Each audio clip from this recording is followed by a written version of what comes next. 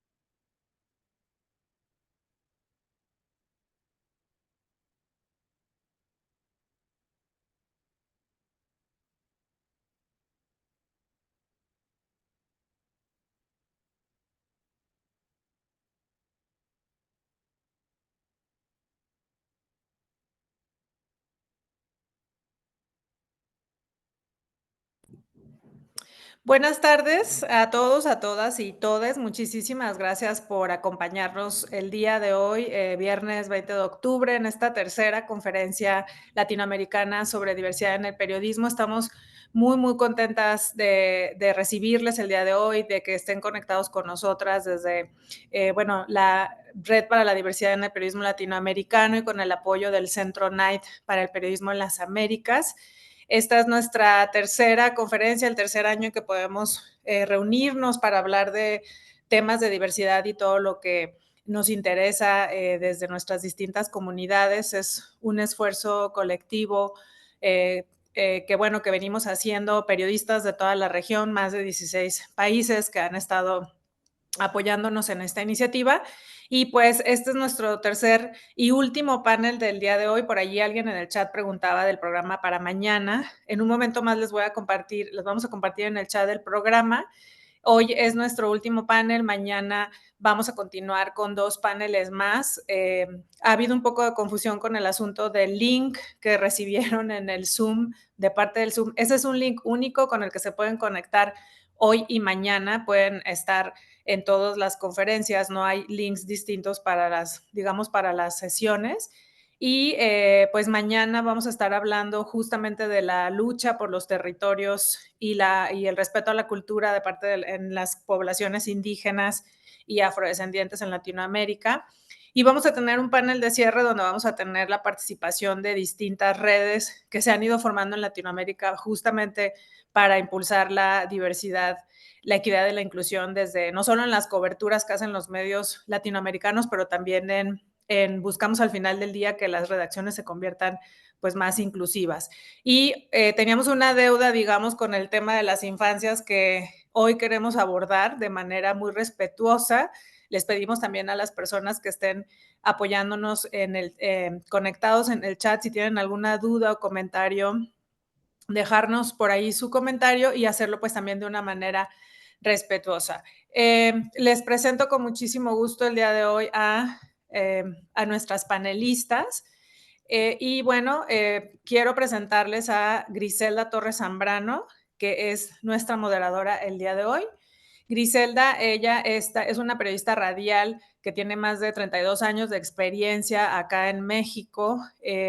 Y bueno, ella está especializada en cobertura informativa con perspectiva de derechos humanos, género, migración, libertad de expresión. Ella es jefa actualmente de información de Notisistema, productora y conductora del noticiero Buenos Días de Radio Metrópoli. Y bueno, Griselda tiene mucha experiencia en la cobertura de infancias. De hecho, en el 2017 se ganó el premio Jalisco Periodismo por la categoría de reportaje de investigación con un gran trabajo que puso, pues ahora sí que en el tintero y en la mesa la importancia de estos temas. Sobre el trabajo fue Huérfanos del Feminicidio, los niños invisibles, y este trabajo visibilizó el drama de los hijos de las mujeres asesinadas en Jalisco, y de hecho pues pudo generar modificaciones por parte del Congreso del Estado a la Ley General de Víctimas y a los códigos civil y penal.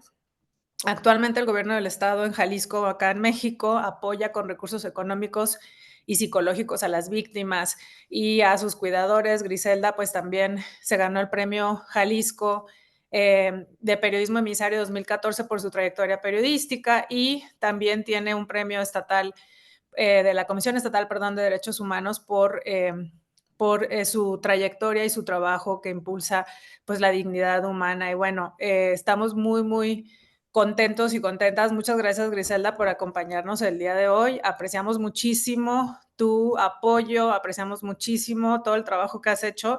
Y yo de manera personal aprecio mucho y respeto mucho tu trabajo y me da muchísima emoción que nos acompañes el día de hoy.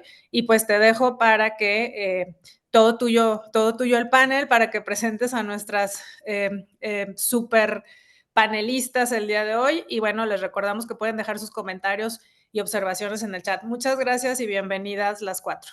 Al contrario, gracias Mariana y muy complacida por estar como moderadora en este panel con grandes expertas, con grandes periodistas e investigadoras. Como lo dijo Mariana, efectivamente mi cobertura trata de ser transversal y tocar el tema de los derechos humanos.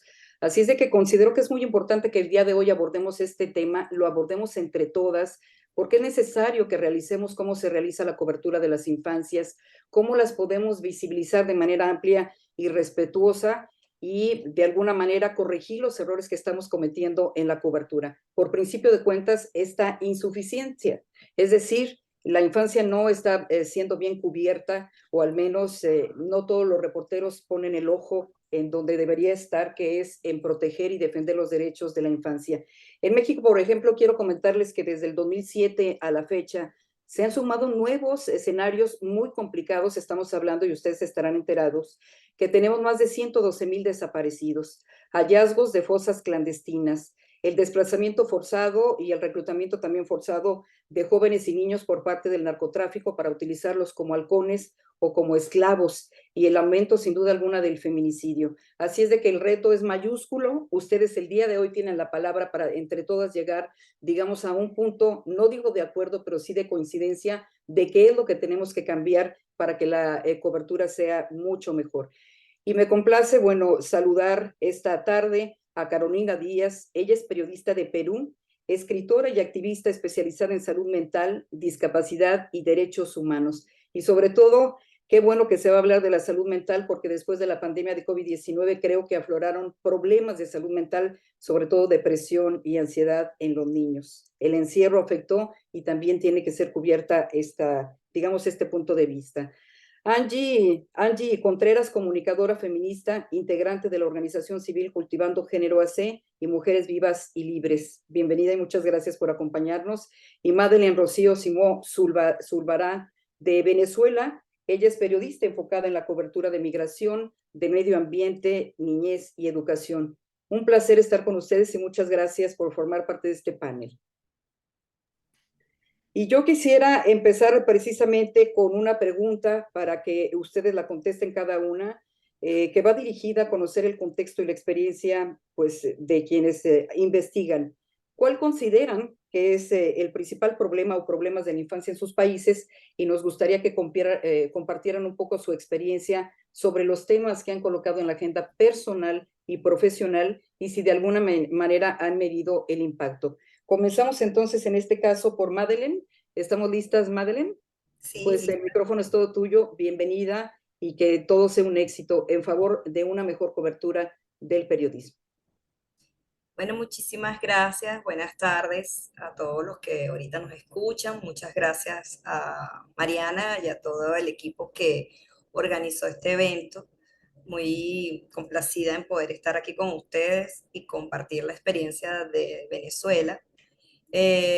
Bueno, Venezuela viene atravesando unos años de crisis humanitaria y económica eh, que ha venido a visibilizar o donde los que más están siendo afectados son nuestros niños porque muchos de las personas que han tenido que hacer un desplazamiento forzado, como se le ha calificado a la migración venezolana, eh, bueno, a muchos de estos niños han sido dejados atrás porque muchas veces los padres van hacia otros territorios, hacia otros países a trabajar o a buscar una mejor vida y dejan a los niños a veces al cuidado de un familiar, de un abuelo o de o a veces de incluso de otras personas, amistades, con la idea de, bueno, de ir a buscar un futuro mejor y resulta que el niño no ve eso. El niño, a fin de cuentas, es un niño y lo que conversaba yo la otra vez con un especialista, que a fin de cuentas lo que el niño ve es un abandono. A fin de cuentas, el niño no sabe de esa visión adulta donde, bueno, voy a una búsqueda de un futuro mejor, a buscar mayores recursos, a ver la posibilidad para mandar dinero para que el niño pueda cubrir sus necesidades básicas como alimentación, educación, sino que se siente abandonado por sus padres. Y eso en realidad es lo que es como el factor emocional que le queda al niño. Y es lo más difícil en los que los cuidadores tienen que enfrentarse. En distintas edades, a veces, bueno, en la edad de la adolescencia, pues hay todo un tema de rebeldía que se traduce en otros problemas. Entonces creo que eso es una de las cosas que ha hecho como que en nuestro país se visibilicen más estos problemas, que hemos tenido niños en situación de calle, niños, bueno, maltratados, o niños también, bueno, también se ha visto un enorme crecimiento en el abuso sexual, el tema del acoso escolar, pero creo que la migración ha marcado un punto importante o un punto diferente en lo que es la vulneración de nuestros niños.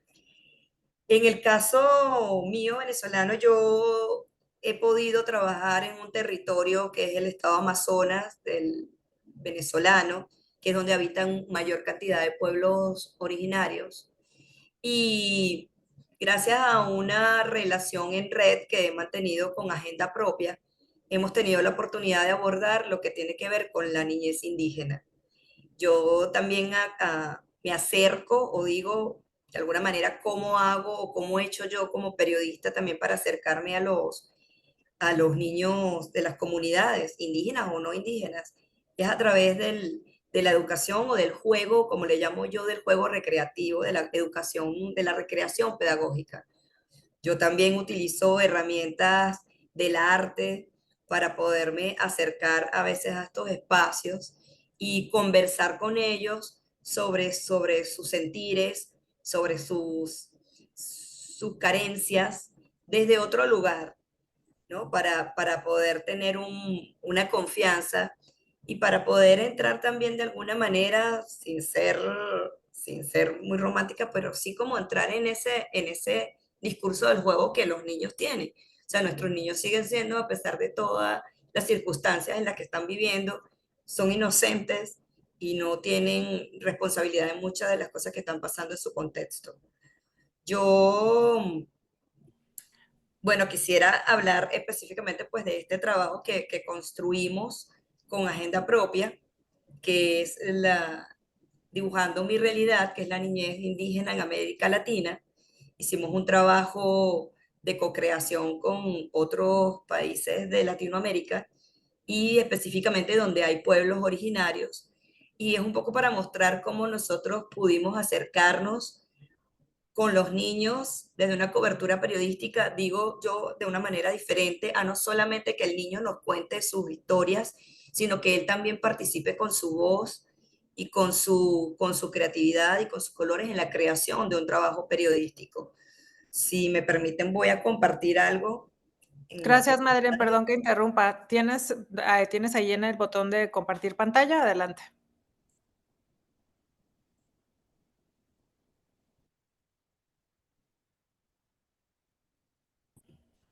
Gracias, sí Sí, se ve. lo vemos. Sí, Sí.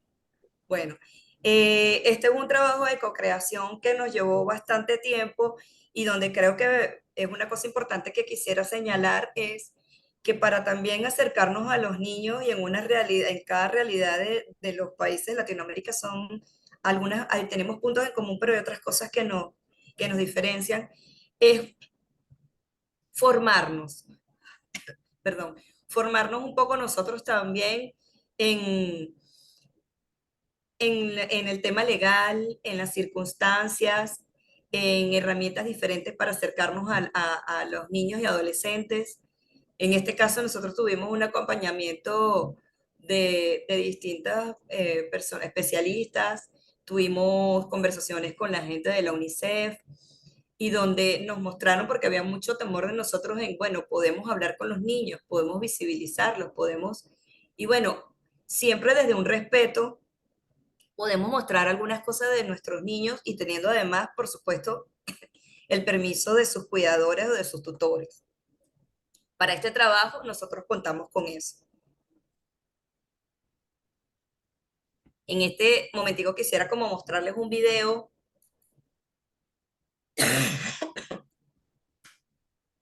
que precisamente muestra esta forma de abordar la historia.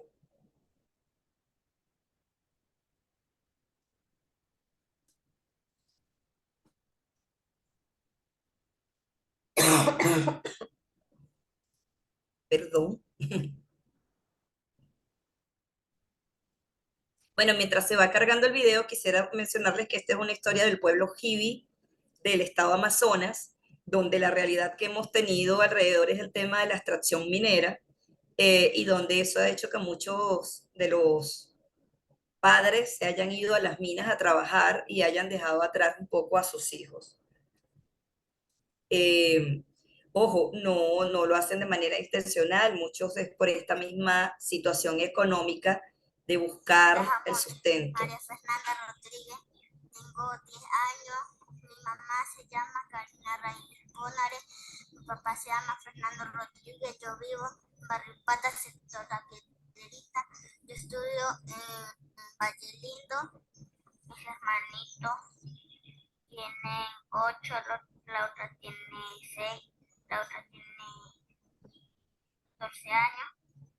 La casa alrededor de nosotros hay mata, de topocho, tengo perros, tengo casas que están al lado mío, por atrás de la casa está un paisaje bien bonito y está un río por allá. Nosotros íbamos a jugar, buscábamos agua, hacíamos dibujos o si no, cocinábamos palometas, payara, pájaro, payarita.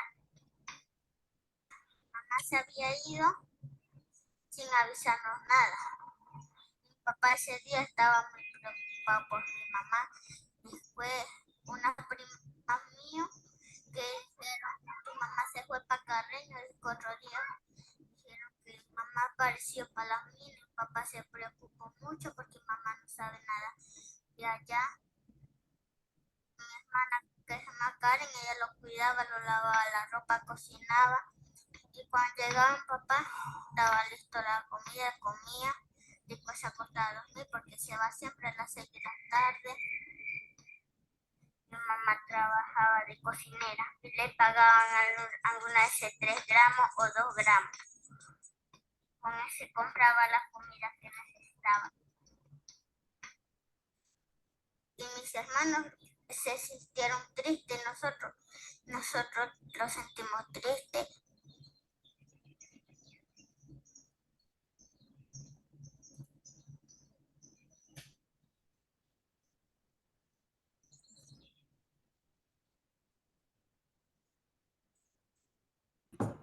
Creo que perdimos el video, Madeleine. Sí, tenemos ya tenemos ¿sí ven la pantalla? Sí. Ok. Bueno, ya allí pues está ya un texto un poco contando la historia que yo les resumía. Esta es una familia de un pueblo originario del estado Amazonas, que es el pueblo Jivi. Es una familia de 5 hijos y pues su madre se va a las minas a trabajar para, bueno, un poco para cubrir las necesidades que se le han hecho demasiado precarias y donde ya incluso dentro del contexto del pueblo indígena de sus trabajos, del conuco y de la tierra, ya no eran tan, yo quisiera ya va. Déjenme terminar para quitar este video. Un momentito. Ahí es que ya va.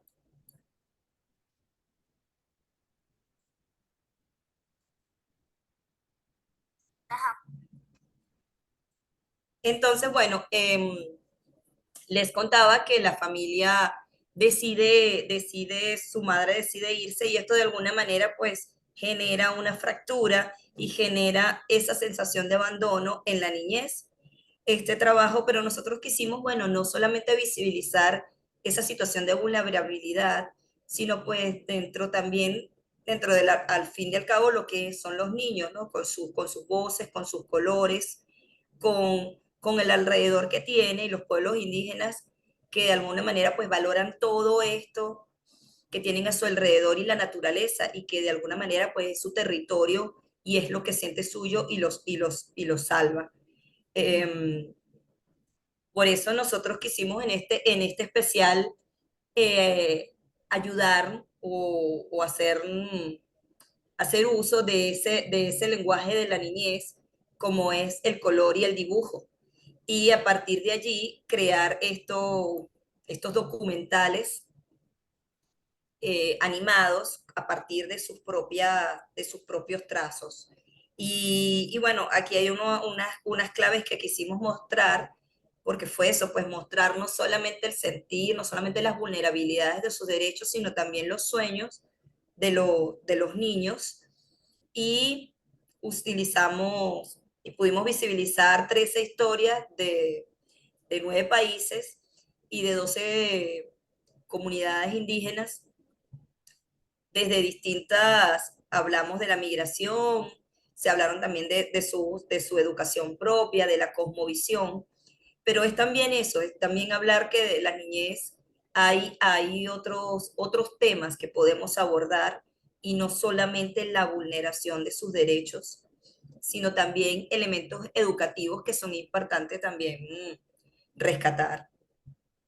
Un poco bueno, el reto con esta serie fue como lo decía nuestra presentadora al principio, el tema bueno, que a veces es muy delicado hablar sobre los niños porque tenemos que ser muy delicados para no ponerlos en riesgo y, y para eso nosotros pues tuvimos también, aparte de, como lo mencioné al principio, el apoyo, tuvimos también una posibilidad, tuvimos muy claro que teníamos que tener el permiso de sus padres o de sus cuidadores para hablar de esta historia. Ser muy respetuosos con eso y ser muy respetuosos con los niños. Y también por eso quisimos utilizar en la narrativa este lenguaje del dibujo y que ellos fueran co-creadores de nuestra historia. Después de eso, nosotros en Agenda Propia tenemos una guía o se produjo una guía como para reportear sobre historias con que aparecen algunas de estas cosas que yo les hablé, sobre cómo reportear historias de los pueblos originarios, sobre todo de la niñez indígena. Y ese es el recurso bueno, que lo pueden conseguir en la página de Agenda Propia y es un recurso bueno, que es importante para todos los que queremos abordar estos temas en territorio. Ahora, Madeleine, ¿cuándo decides que los protagonistas de la historia son los niños, pero ellos son los que tienen que hablar y no los adultos en su representación? Quisimos darle voz al niño porque creo que también es el que puede hablar desde sus sentires, el que puede hablar de lo que hay alrededor de él. Porque si bien ven en esta historia, en el caso de los pueblos originarios, se está mostrando también en lo que son, se está mostrando parte de su cultura, se está mostrando lo que hay alrededor de ellos y cómo ellos lo perciben y cómo de alguna manera todo eso, el riesgo no es solamente el niño, en el caso de los pueblos, el de la niñez indígena, no es solamente el niño, es toda su cosmovisión lo que se pone en riesgo, es el alrededor, es su territorio. Entonces ahí ella hace un contraste y es bueno ponerlo sin de repente ser tan críticos de una manera muy frontal, sino ese contraste que la niña hace en su propia voz, como alrededor de su casa, de su hogar, están los ríos que lo protegen y que le dan el alimento, porque ahí ellos pescan, están sus árboles, está sus animales, pero también cerca de allí, un poco en la mismo, claro, el Amazonas es un territorio muy grande, pero a unos cuantos kilómetros está dándose una explotación minera donde está dañando su territorio, está dañando sus ríos, pero también los está alejando a ellos como familia. Donde Tajamone, que significa familia en idioma jibi, es lo más importante en una comunidad indígena y en este pueblo en particular. Entonces ella habla de eso desde otro lado, desde otro lugar, sin ponerlas en riesgo, sin ponernos en riesgo nosotros los periodistas también en esos territorios que de alguna manera que son delicados y son difíciles, y, y donde ella pues está hablando incluso de todo eso, el pescado, por ejemplo, ella menciona allí todos los tipos de pescados que hay en su territorio, los pescados que ella conoce en su comunidad. Entonces está puesto allí toda una historia con colores, con los dibujos que son parte de su vida y que también se están viendo afectados. Sí, claro. Entonces, Oh, allí creo sí. que quisimos decir, ellos pueden ser más poderosos sus voces y sus dibujos sin necesidad de mostrar sus rostros, ¿no? Ellos están allí presentes con su voz y con su trazo y no tenemos que poner o mostrar sus rostros o ponerlos en riesgo de esa manera. Sí. Ahora, Madeleine, ¿cuánto tiempo te llevó a hacer un trabajo como estos? Porque una de las principales críticas para los periodistas en los diferentes escenarios es que no tenemos el tiempo suficiente para ver a los personajes, ver a los niños, ver a los adultos, contar su historia. Llegamos, hacemos entrevistas y nos vamos. Pero supongo que el asunto del tiempo es todo un reto. El asunto del tiempo sí es un reto. De repente este tipo de trabajos, este tipo ya de historias, requiere sentarse con ellos, requiere tomarse un tiempo y es un reto. Tal vez para un tipo de diarismo no se puede hacer una cobertura en el diarismo de esta manera, porque ya si bien para trabajar con los pueblos indígenas hay que sentarse con ellos a hablar, a escuchar, sobre todo, antes de uno hablar hay que escucharlos y hay que tener el tiempo para eso. Hay que abrir esa escucha y con los niños es otra forma de hacerlo, ¿no? Más todavía. Entonces sí, hay que tomarse el tiempo para hacer un trabajo como este. Es muy difícil hacerlo en una cobertura diaria porque hay que tomarse el tiempo para ver efectivamente, para ver su historia, para ver otros agentes que hay alrededor de su historia, para también conocer, si no nos hemos documentado bien, sobre el Estado, sobre la realidad, sobre el territorio, sobre además las leyes que puedan estar dándose en nuestro territorio sobre la niñez y la adolescencia.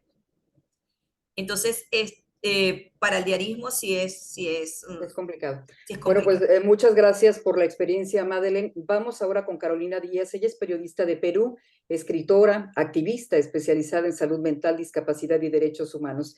Qué gusto poder escuchar tu experiencia, tus historias y, digamos, la realidad que tú plasmas a través de tu periodismo. ¿Nos podrías compartir, nos podrías platicar, Carolina?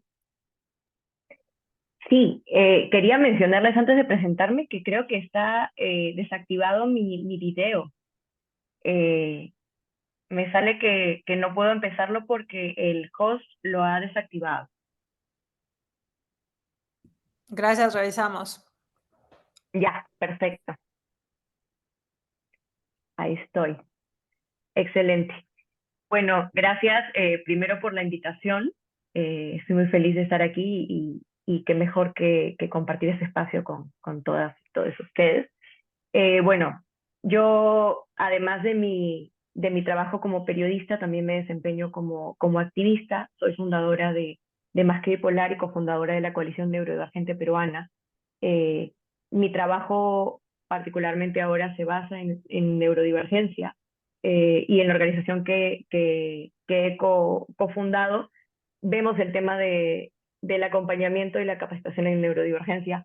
Además de eso, también reporteo en Salud con Lupa, y se puede decir que mi bandera es el anticapacitismo, ¿no? Mi trabajo está un poco guiado por eso, es mi lupa, es mi norte, ¿no? Y me gustaría enfocar esta presentación en base a mi expertise, que es la salud mental, la discapacidad y la neurodivergencia. Y bueno, la he dividido en algunos puntos importantes. Primero me interesaría dar un poco de contexto respecto a la situación que se vive, no solo a nivel niñez y adolescencia, sino en general en el tema de la discapacidad en el Perú. Hay muchas barreras estructurales, físicas y sociales para las personas con discapacidad. De hecho, el año pasado la comunidad estuvo protestando porque el Congreso amenazó con retirar el 1% del total del presupuesto nacional destinado a apoyos y ayudas para la comunidad.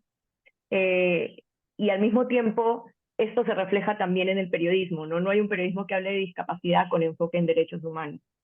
Desde los medios de comunicación, sobre todo tradicionales, se puede ver un sesgo y hay una falta de enfoque correcto en tocar estos temas, ¿no? Y esto significa, a veces pensamos que es algo de repente inofensivo, pero si juntas absolutamente todos los contenidos, al final termina reforzando las mismas ideas que se comparten, ¿no? Y bueno, sobre todo en el tema de las infancias, cuando hablamos de estos enfoques, y tocamos el tema de la discapacidad, se hace desde un lugar de pena, de lástima, un lugar paternalista, y que ya más adelante voy a ampliar. Y más si se habla de las discapacidades invisibles, que son las diferentes condiciones incluidas en el paraguas de la neurodivergencia. La situación todavía es mucho más grave, ¿no? No hay respeto por la humanidad. Y bueno, mis propuestas son, es algo que hemos venido trabajando ya en Salud con Lupa, que creemos que es muy importante y que se deja pasar si hablamos de las infancias, es ponerle el peso a las experiencias en primera persona, ¿no? Porque son las personas que viven la experiencia, incluso niños y adolescentes, porque muchas veces se dice, son niños, no tienen nada que decir, o mejor entrevistamos a sus papás, ¿no? Y sobre eso hay una frase que me gustó mucho. Hace poco estuve en un congreso en Guadalajara, justo, estuve en un congreso de autismo, y una científica y creadora de la primera revista autista de España, Autiblog, hizo un comentario, una frase que se me quedó, que es: el método científico no tiene por qué estar reñido con la experiencia vivida. Y siento que eso se podría extrapolar al periodismo, ¿no? Porque muchas veces un poco que pensamos que hay ciertas fuentes que valen más que otras, que son las fuentes llamadas oficiales, pero debería tener el mismo peso, a mi parecer, y según mi experiencia, las experiencias de las personas que experimentan estas situaciones, ¿no? Y cuando hablamos de temas de discapacidad, temas de salud mental, temas de neurodivergencia, ¿a quiénes entrevistamos? ¿No? Si lo enfocamos en niñez, entrevistamos a doctores, entrevistamos a padres, entrevistamos a profesores. Entonces, los niños o adolescentes con discapacidad son borrados de la ecuación. No se conocen sus historias, y si son incluidas sus historias, se hacen solo por la cuota o por alguna denuncia en particular, ¿no? He visto, sobre todo en televisión, por ejemplo, que se valen del morbo, ¿no? Y muchas veces se hace una pequeñita declaración de un niño, de un segundo, ¿no? Pero no realmente se ahonda en la historia, en los sentimientos de ese niño, pero no desde, como decía, no desde un lugar de morbo, sino desde un lugar humano. Y a esto quiero relacionarlo también con el problema que siento que es un fenómeno social que se vive en todo el mundo, pero puntualmente en Latinoamérica y en el Perú vemos mucho, que es el adultocentrismo, ¿no? Y esto es algo social, pero se replica en el periodismo. Y es que olvidamos que los niños, niñas y adolescentes tienen los mismos derechos y que por tanto sus ideas y sus propuestas deben mostrarse al mundo, ¿no? Cuando uno descalifica las ideas, los sueños, las historias de la niñez, estás descalificando también sus necesidades, ¿no? Cuando no se les permite expresarse y no se les escucha, estás borrando toda una realidad. Entonces, por eso considero que es tan importante poner sobre la mesa estas historias, humanizar a los niños y dejar que ellos, como decía Madeleine en la anterior ponencia, que me pareció espectacular, que ellos también sean co-creadores. Y si hablamos otra vez del tema de la neurodivergencia o la discapacidad y la infancia, hay un problema muy grande que es el tema de ver la discapacidad como espectáculo. Y he sido testigo, ¿no?, de muchos productos periodísticos que ya sea por el rating, o generalmente por eso, por los números, por llegar a cada vez más personas, por la rapidez, por ser de repente a los que les dan más clics, ¿no? Buscan llamar la atención de formas poco éticas. Y ahí es donde utilizan el tema de mostrar la discapacidad como espectáculo, ¿no? Y muchas veces uno lo puede notar en la forma en la que presentan el producto, ¿no? La forma en la que la música, los ángulos, el tono de la voz, y en realidad son contenidos, y más hablando de las infancias, más hablando de poblaciones vulnerables, que se tienen que tomar con pinzas, se tiene que hacer de una forma responsable, ¿no? Y como decía, los contenidos tienen un gran peso en los estigmas y en la forma en la que la gente concibe la discapacidad, la sociedad concibe la discapacidad. Y quería traerles un concepto que no sé si habrán oído de este concepto, pero que es algo que vemos muchísimo en Perú, al menos, que es el inspiration porn o porno de inspiración, que es una problemática en la que se retratan las personas con discapacidad como inspiradoras o solo en base a su discapacidad. Es como si valieran por lo que logran o por la situación en la que están o porque se tuvieron que esforzar para llegar a un punto, ¿no?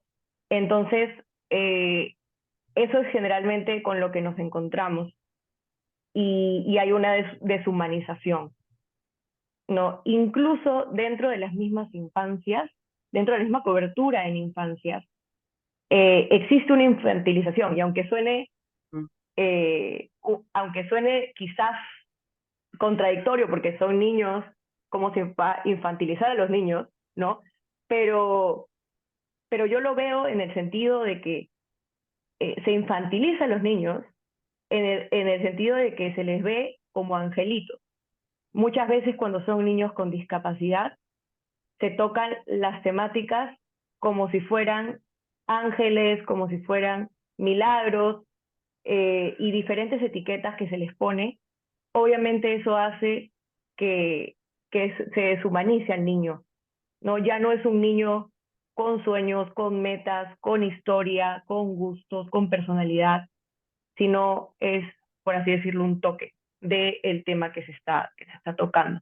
Eso indirectamente es maltrato, ¿no? Es violencia, aunque sea una violencia sutil, que no se pueda ver, en realidad afecta a toda una comunidad y afecta a ese niño que eventualmente va a ser un adolescente y eventualmente va a ser también un adulto o adulto mayor con discapacidad.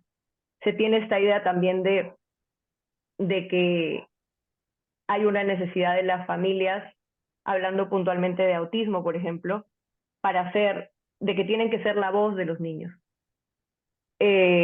Y y en realidad no necesariamente es así, ¿no?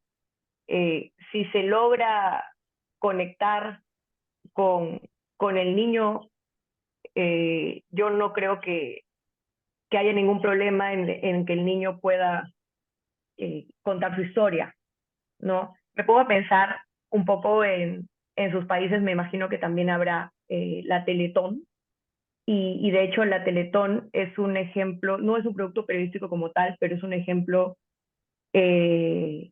calcado de a lo que me refiero cuando hablo sobre cómo es que se presenta a las infancias con discapacidad, y de hecho esto se replica muchísimo en los productos periodísticos, ¿no?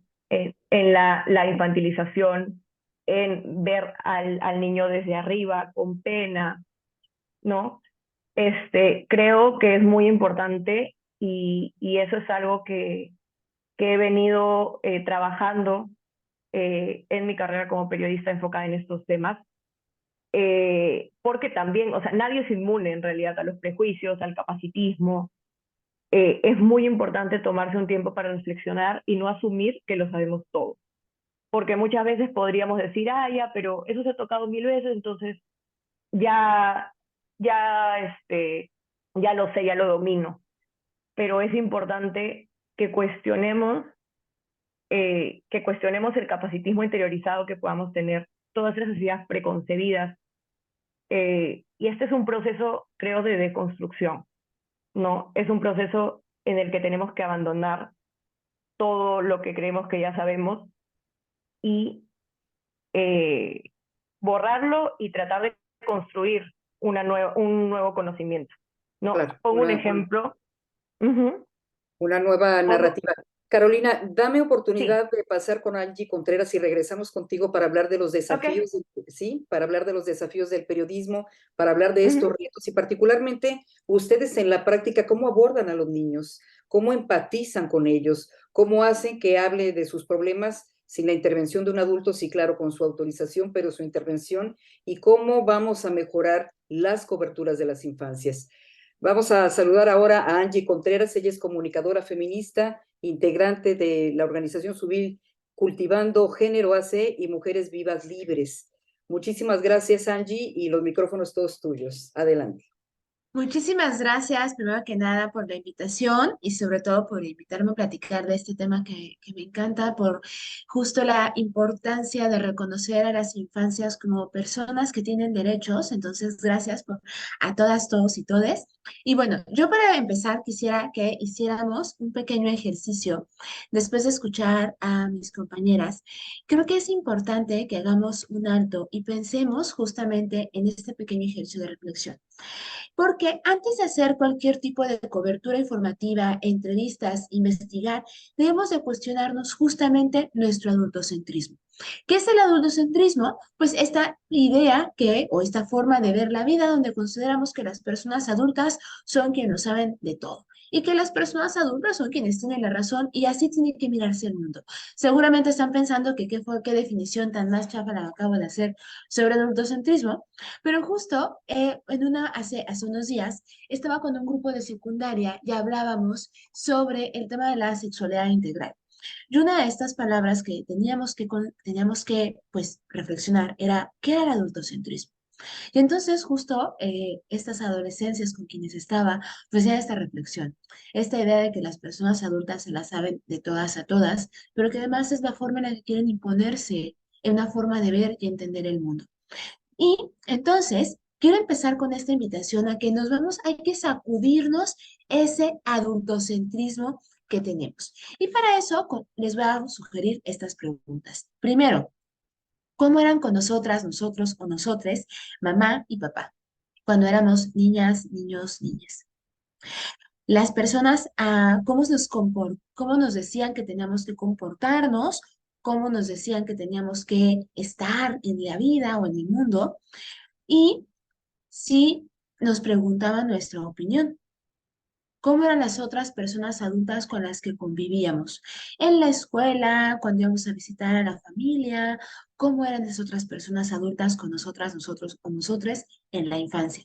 Y finalmente, ¿qué nos gustaría cambiar de cómo nos trataban cuando éramos niñas, niños, niñas. Ahora que somos personas adultas, ¿qué cuestionamos y qué dijimos? Me hubiera gustado que me hubieran preguntado, me hubieran dicho, etc. ¿Y por qué hago estas preguntas? Porque justo cuando vamos a trabajar un tema con infancias, no podemos trabajarlo desde esta mirada de las personas adultas. Tenemos que sacudirnos justamente y entender primero y cómo son personas con derechos y que tienen justamente estos derechos y que también tenemos que reconocerlos como personas.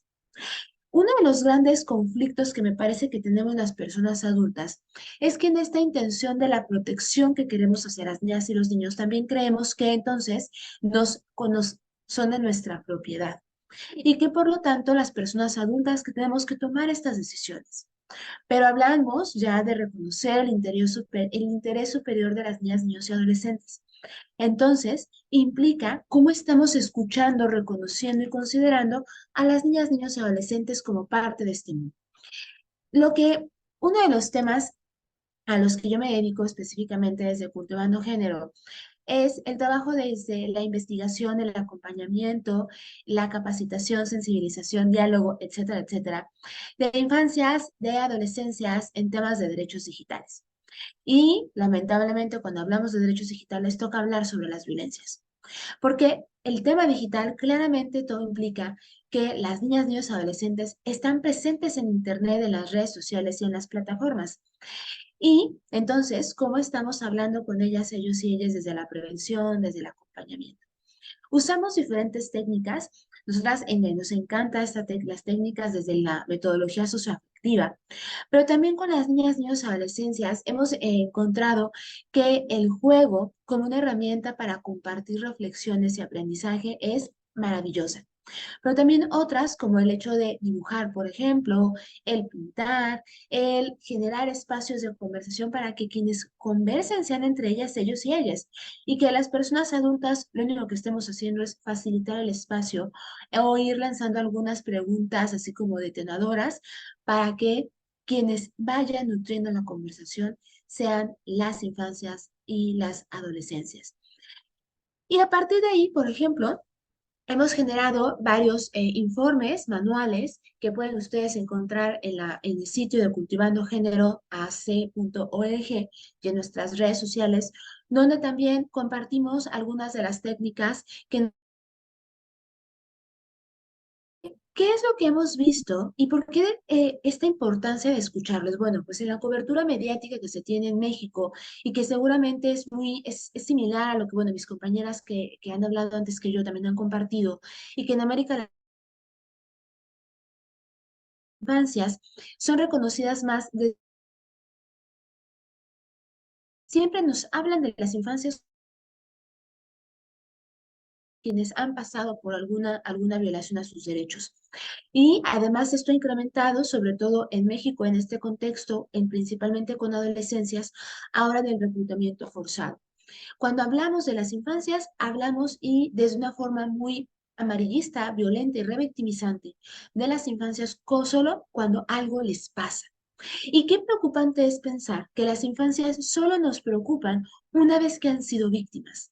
Y me parece terrible esta perspectiva de que las infancias aparecen en los medios cuando ya se ha dado una violencia. Cuando hablamos de infancias que están en el gozo y en el disfrute de sus derechos, entonces no nos interesa.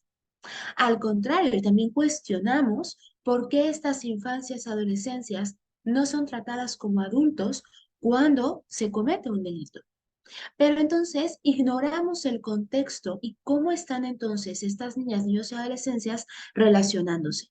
Por ejemplo, lo mismo pasa cuando una adolescente o una niña queda embarazada, pero nunca hablamos de que puede haber una violación detrás de esto, una relación de poder. Es de ella qué estaba haciendo, cómo se lo buscó, cómo es posible que vaya a ser madre tan joven, pero no estamos observando el contexto.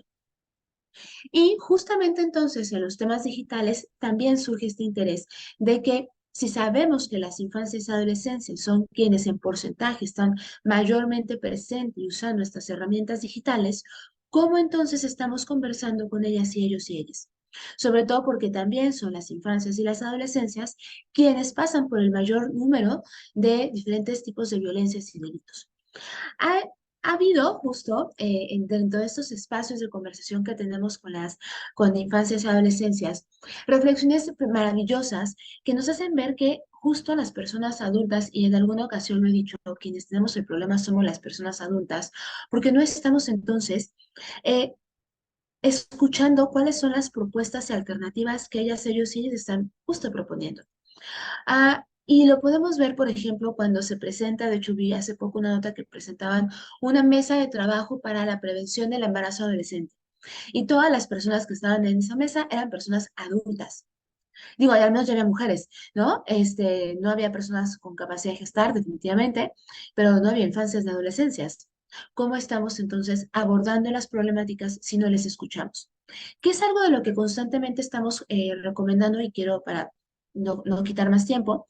Primero, que cuando abordemos el tema de las infancias y adolescencias desde la investigación y el periodismo, centremos y pongamos en el centro a las infancias, porque son sujetas de derechos y son personas con derechos, que hay que escucharles y no juzgar sus opiniones, pero también hay que dar esta oportunidad a que se expresen. Las personas adultas también tenemos que hacer estas preguntas de forma clara para que las infancias y las adolescencias puedan justo expresar estos comentarios y estas opiniones, pero no juzgar. El lenguaje es importantísimo y esto es de que las personas adultas también tenemos que entrarle a conocer el lenguaje. ¿Cuántas veces a nosotras y a nosotros y nosotras que estamos el día de hoy, nuestras madres o padres no nos cuestionaban porque usábamos ciertas palabras en nuestras épocas que decían, te estás expresando muy mal? Pues así nos vemos ahora cuando cuestionamos a las infancias y adolescencias, cuando hacen alguna referencia de TikTok. Hay que hablar también de las coberturas, estas coberturas, pero cuidando justamente la identidad y la privacidad. Una cosa que hicimos nosotras es que también desde la organización damos acompañamiento a infancias y adolescencias trans para su cambio de identidad.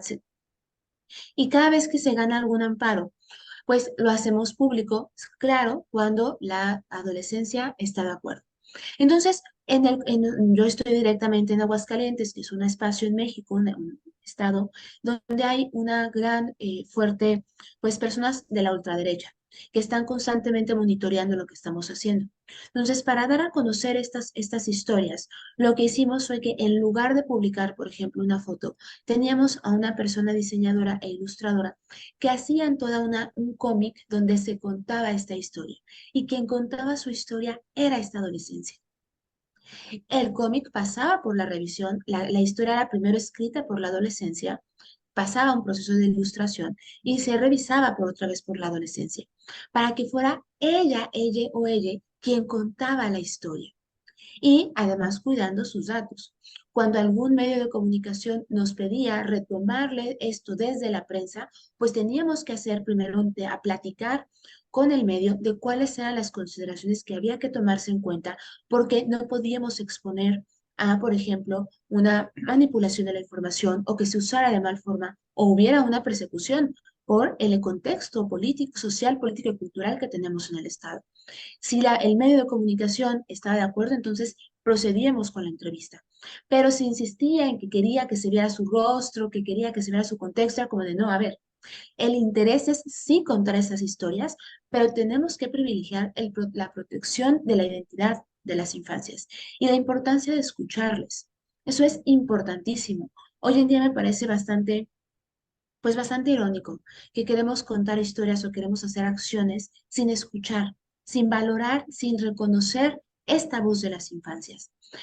Y yo por aquí voy a hacer una pausa para si hay alguna pregunta y si no, pues ya ahí en las preguntas que tengan al final, con mucho gusto puedo profundizar en algún otro punto que por ahí me haya faltado. Sí, bueno, hay una pregunta o una observación en el chat donde menciona que en el caso del autismo, siento que también nos quedamos enfrascados en la infancia, cuando estas personas pasarán la mayor parte de su vida siendo adultos. No sé si tengan alguna opinión al respecto, sino de lo contrario pasamos a una especie de conclusiones y recomendaciones y, bueno, los desafíos, los retos de la cobertura de las infancias y, por supuesto, con toda honestidad, los errores que estamos cometiendo, cómo mejorar la cobertura de las infancias y cómo convencer al resto del gremio que se necesitan más reporteros cubriendo a los niños, niñas y adolescentes. Sí, yo quería comentar sobre lo del autismo. Sí, definitivamente, totalmente de acuerdo. De hecho, desde Salud con Lupa hemos hecho investigación en primera persona, reporteo enfocados en diferentes etapas de la vida, siempre recordando que el autismo es una identidad y que no se sale del cuerpo cuando eres adulto, ¿no? Y que es una problemática tanto del estigma o la desinformación que muchas veces desde los medios también replicamos. Por eso es que digo que es tan importante escuchar a toda la comunidad de personas con discapacidad sin importar su edad y desde las infancias, porque desde las infancias es que, como mencionaba en mi presentación, se da la infantilización. Aunque suene contradictorio, se puede pensar que los niños no tienen nada que decir y como se les suma la condición de discapacidad, entonces nunca van a tener nada que decir, ¿no? Entonces, por eso es tan importante cambiar el chip desde el inicio para que a lo largo de la vida se les pueda considerar como sujetos de derecho y que todo el tiempo se escuche sus opiniones y sus historias. Bien, ¿alguien más al respecto? Les sumaría la pregunta de qué condiciones debe haber para que se dé una entrevista con la infancia, con los niños, las niñas y los adolescentes. Me parece, y voy a tomar la palabra, retomando un poco tu pregunta, Griselda, en los errores que estamos cometiendo es justo en reproducir y seguir creyendo, y retomo lo que decía Carolina, creyendo que las infancias no tienen nada que decir o lo que están diciendo no tiene ningún valor. Al contrario, justamente me parece que ahí radica el error. Si escucháramos, desde esta escucha activa que decimos, lo que las infancias nos están diciendo, encontraríamos toda una serie de opiniones que nos podrían entonces decir cómo podríamos resolver tantos temas que atraviesen a las infancias si les escucháramos. Y además también esta reproducción de los estereotipos que seguimos haciendo en las infancias. Reducimos a las infancias que son buenos o malos. Las infancias que son la gente que es, por ejemplo, los divertidos o los populares y los que son los revoltosos del salón. Seguimos reproduciendo estos estereotipos también y los esperamos en el comportamiento de las infancias. Y si ahí lo vemos, hasta la forma que estamos observando, pienso en las imágenes o las ilustraciones que nos hablan de las infancias.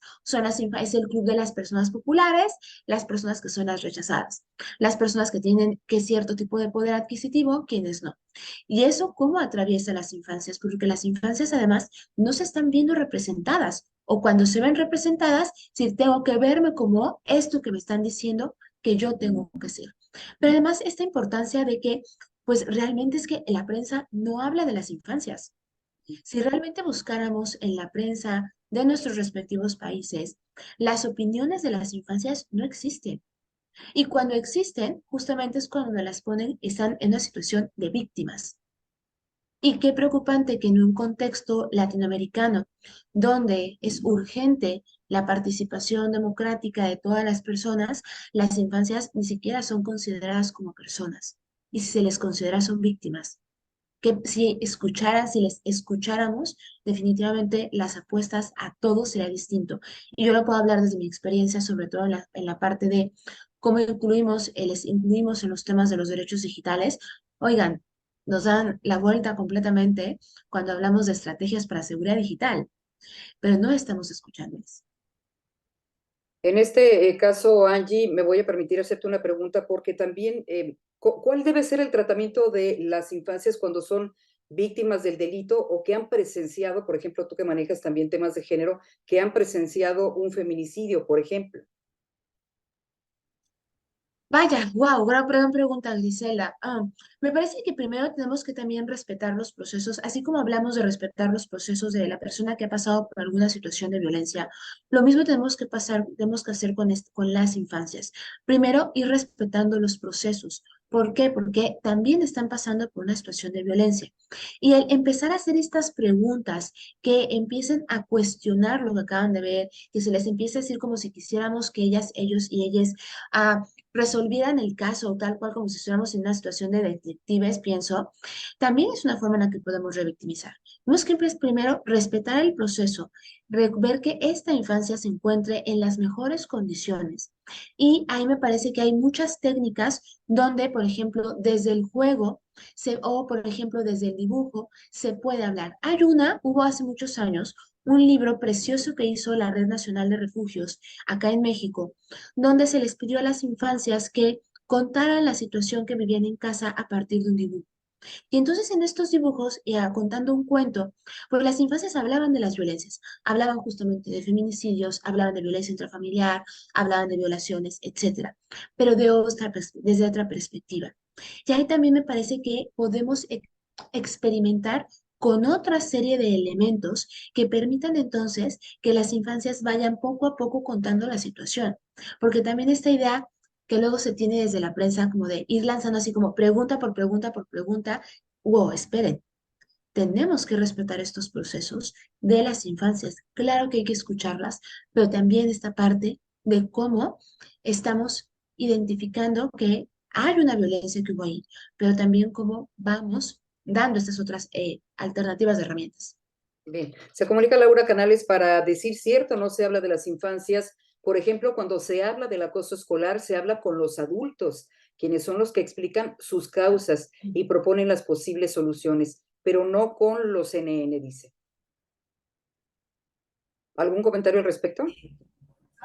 Sí, yo quisiera agregar que, haciendo un poco lo que decía Angie, hay que escuchar, o sea, hay que escuchar y creo que también nosotros a nivel periodístico, creo que nosotros vemos, pues, el género, pues, el periodismo tiene su función, pero siento que hay otros espacios que sí buscan darle voz a esto, a la niñez. O sea, lo hace el cine, lo hace el teatro, lo hace la música en cierto sentido también. Entonces creo que nosotros también debemos ver y formarnos. Yo creo que a veces creo que el periodista tiene cierto temor de acercarse por todo el tema de las leyes, por no vulnerar los derechos de los niños, pero yo creo que si nosotros nos formamos, nos podemos acercar de una mejor manera para darle voz a los niños, porque lo están haciendo otros espacios y creo que nosotros también podemos hacerlo. Es fácil que en la agenda de su medio o de sus organizaciones entren los temas de la infancia. ¿Qué tal el apoyo de sus editores? ¿Qué tal el apoyo de los jefes de información? ¿Se les da tiempo para trabajar estos temas?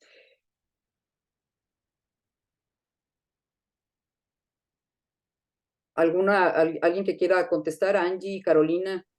Pues yo podría decir que acá en la organización en la que yo me encuentro, en Cultivando Género, justamente es una de nuestras prioridades el tema de las infancias y las adolescencias.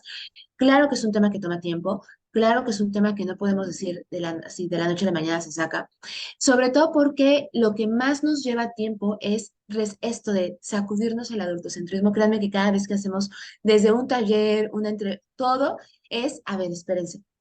¿Cómo me encuentro yo? Ya estas preguntas con las que les invitaba a reflexionar, cada vez que vamos a hacer alguna actividad, nos las vamos haciendo también nosotras, porque entonces es cómo estamos también nosotras esto. Hay que sacudirnos esta forma tan cuadrada, si lo queremos ver así, de que nos han dicho que tienen que hacerse las cosas y pensar y plantear y cuestionarnos muchas veces nuestra metodología. Eso ha sido también vital. Acabamos de tener nosotras un encuentro por los derechos digitales de las adolescencias. Funcionó lo que queríamos, pero también fue un invitarnos a decir, a ver, ¿y si hubiéramos hecho estas otras cosas, qué hubiera pasado? Porque también reconocer que las personas adultas no lo sabemos todo y que la estamos regando a las personas adultas también se vale, porque no es que hagamos un equipo de personas adultas y otro de infancias. No, es como lo hacemos para en esta convivencia respetar que en ambos grupos y cerrándolo muy adultos y a infancias, somos personas. Y ahí también implica eso. Bien, pues concluimos con el tema. Carolina Díaz, Madeleine Rocío Simós Jubarán y Angie Contreras. Las recomendaciones para los periodistas que nos están escuchando en estos momentos y a quienes les agradecemos el que nos hayan acompañado en este panel tan importante y con expertas que han hecho investigación en la materia. Las escuchamos, no sé con quién quiera empezar. Madeleine, Angie, Carolina.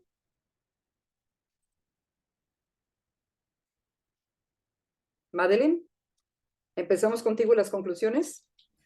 Sí. Democráticamente. Bueno, sigo pensando que debemos agudizar nuestra escucha para, para, para poder hablar de la infancia. Sigo también pensando que esa es la manera también de que podemos convencer a nuestros editores. En el caso del periodismo venezolano, pues está buscando realmente, hemos pasado por una etapa de periodismo independiente, de nuevos medios, y estamos buscando como de alguna manera contar otras aristas. También estamos viviendo una situación de país que nos ha hecho girar la mirada hacia nuestros niños, como lo comencé diciendo al principio, porque son los que están siendo de alguna manera más afectados. Yo termino diciendo que, bueno, en mi caso también, yo empiezo a hablar de la niñez y la niñez en los pueblos indígenas, quiero decirlo porque eso me surge de un tiempo para acá porque he podido cruzar como mis dos áreas de trabajo, que ha sido el tema educativo y artístico con el periodismo. Y también desde la maternidad. Yo tengo un hijo de 10 años que además es originario de un pueblo indígena, del pueblo indígena Baré, y ha sido como también una forma de cómo puedo yo he ido aprendiendo en esta maternidad y he ido aprendiendo en cómo también hablar de la niñez y poder hacer cobertura de una manera más cercana, de una manera también respetuosa. Así como hablamos de la crianza respetuosa, también trato de hacerlo con cada niño que yo me acerco. Quisiera cuando decía Angie esa idea que nosotros tenemos como adultos, o sea, que pensamos que todo queremos, o sea, muchas veces tenemos esa adultez metida y que pensamos que ellos lo van a hacer. Lo recuerdo mucho porque trato yo también y yo siempre le digo, así como yo le digo a mi hijo, ¿qué crees tú? Cuando le pregunto siempre su opinión, él me hace preguntas o me pide opiniones a mí también y yo siempre le digo, ¿pero qué crees tú? Y de repente a veces le oriento, pero eso es lo que yo busco que también los niños puedan hablar. Ellos tienen muchas cosas que decir. Y creo que nosotros, esa es la recomendación que yo le doy a nuestros colegas, es que se atrevan, que agudicen la escucha, que además se formen, porque muchas veces no sabemos cómo hacer las cosas porque no las hacemos porque no sabemos bien cómo hacerlas y tenemos temores bueno, como decimos aquí en nuestra región, a meter la pata. Pero creemos que mientras más personas nos atrevamos a hacerlo, lo podemos hacer mejor y podemos ir visibilizando esa realidad de las personas, de otras personas que son los niños, que son nuestros niños. Y en el caso de los niños indígenas, tengo que decir que siempre hay que acercarse a ellos también desde lo que son y desde su territorio, buscando que eso que muchas veces la realidad del niño occidental, como les decimos del niño criollo, no es la misma que la realidad del niño indígena. Ujú. Ellos han crecido en un ambiente muchas veces diferente, en un ambiente incluso de la naturaleza que los rodea y que los hace ver su mundo de otra manera y que a veces estos otros actores criollos no los entienden. Entonces, creo que también nosotros cuando nos acercamos, tenemos como un doble reto. Cuando nos acercamos a hablar de la niñez y de la niñez indígena, tenemos en ese sentido un doble reto para los periodistas los periodistas no criollos, porque también hay comunicadores indígenas que tal vez tienen una forma de acercarse un poco mejor que la nuestra. Entonces, creo que en ese sentido es formarse, escuchar y imaginarnos otras herramientas para poder jugar con ellos, siempre acercarnos desde el juego. Claro. Gracias, Madeleine. Angie. Más uno a todo lo que dijo Madeleine, definitivamente. Más bueno por mí, literal. Sumaría además a esto que se vale que se vale que las personas adultas reconozcamos justamente que no lo sabemos, no sabemos todo y que se vale preguntar. Justo sumando, yéndome a esto que decía Madeleine, de hay que capacitarnos, hay que prepararnos, hay que escuchar estas otras alternativas y estas otras formas de construir opiniones, y eso también es válido. Ah, yo nada más también abonaría a que no se nos olvide los contextos. Los contextos de las infancias también son muy importantes. No es que se portó mal porque quiso, no es porque ahora se volvió la persona más, no, o sea, hay que reconocer esos contextos y hay que también tener el tiempo de poder de observar estos contextos.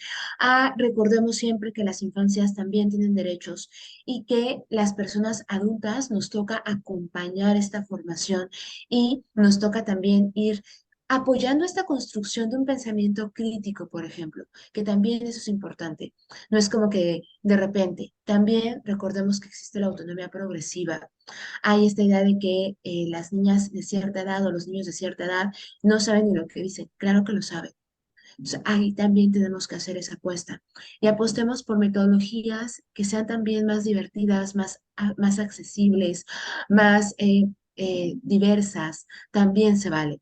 Y que las infancias también, y en esto que decían por ejemplo de las personas con capacidades neurodivergentes, espero haberlo nombrado de forma correcta, también recordemos que las infancias no todas son iguales. ¿Qué pasa con las infancias que son de pueblos originarios? ¿Qué pasa con las infancias, por ejemplo? ¿Qué pasa con las infancias trans? ¿Qué pasa con las infancias que tienen alguna discapacidad? También respetemos los pronombres y que si una infancia quiere nombrarse con otro pronombre, tenemos que respetarlos. Y pues yo creo que con eso cerraría. Muy bien, gracias Angie.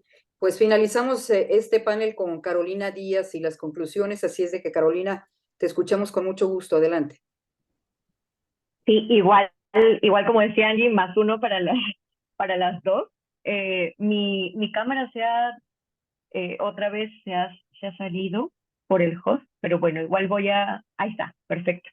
Ahí estoy otra vez. Sí, replicaría lo de la importancia de no perder el enfoque interseccional, ¿no? Considerando todos los contextos que atraviesan los niños, niñas y adolescentes, que es muy diversa, no por ser o por tener la misma edad van a atravesar los mismos contextos, siempre hay que tener en cuenta la identidad de género, la orientación sexual y otros aspectos, ¿no? Como el tema de sus orígenes, ¿no? De si son niñas racializadas o no, de si son niñas con discapacidad, neurodivergentes, va a ser otra forma de tratamiento de la información, ¿no? Definitivamente. Y también eso, ¿no? De pensar que incluso nosotros podemos aprender, puede ser sorpresivo para muchas personas que tienen el adultocentrismo muy interiorizado, pero podemos aprender de ellos. Y es la idea, que nos enriquezcan sus historias, que nos enriquezcan su experiencia, no subestimarlos. Preguntarles siempre sus opiniones, no asumir que sabemos todo sobre, es como, yo ya lo viví, entonces ya lo sé, porque ya soy adulto, ya pasé por la infancia, entonces ya lo sé todo, ¿no? Soy una persona libre de error. Y considerar también que pasa el tiempo y las infancias se manifiesta todo de forma diferente, hay otras modas, hay otros pasatiempos, entonces siempre ir con la mente abierta para poder interactuar y siempre, como decía, reaprender, ¿no? Todo lo que sabemos, porque todo está en constante cambio y eso es muy importante para cuando tocamos este tipo de temas, ¿no? Bien, pues muchísimas gracias, Carolina Díaz, periodista de Perú, escritora, activista especializada en salud mental, discapacidad y derechos humanos. Muchas gracias, Carolina, por permitirnos aprenderte. Angie Contreras, comunicadora feminista, integrante de la organización civil Cultivando Género AC y Mujeres Vivas Libres, y Madeleine Rocío Simón Zulbarán de Venezuela, periodista también especializada en la cobertura de migración, de medio ambiente, de niñez y de educación. Para mí ha sido un verdadero placer estar con ustedes, aprenderles.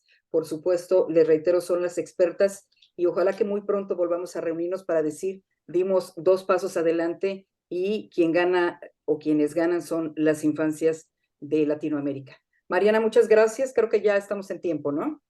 Muchísimas gracias, Griselda. Gracias, Carolina, Madeleine y Angie. Carolina, había un tema ahí con tu video, te dábamos clic, pero por algo nos decía que no se podía. Pero bueno, ya estamos en cámara No te otra preocupes. vez.